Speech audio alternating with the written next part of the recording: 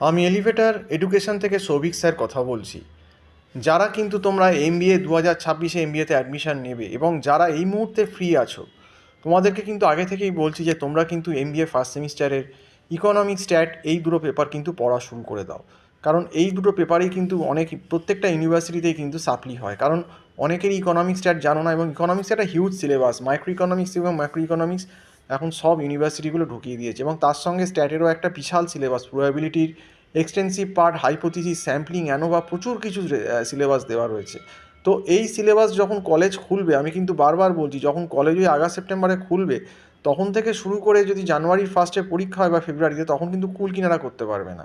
আর মাঝখানে তো দুর্গাপুজো, কালী পুজো, ভাইফোঁটা, প্রচুর অকেশান আছে, ক্রিসমাস, এসে প্রচুর সময় নষ্ট হয়। কাজেই যদি ধরে একটু বুঝতে চাও, যাদের ব্যাকগ্রাউন্ড নেই, তারা কিন্তু এখন থেকেই এমবিএ ফার্স্ট সেমের পড়া শুরু করে দাও, এবং যারা করবে না তাদের কপালে কিন্তু দুঃখ আছে, আমি কিন্তু এটাই বলে দিচ্ছি।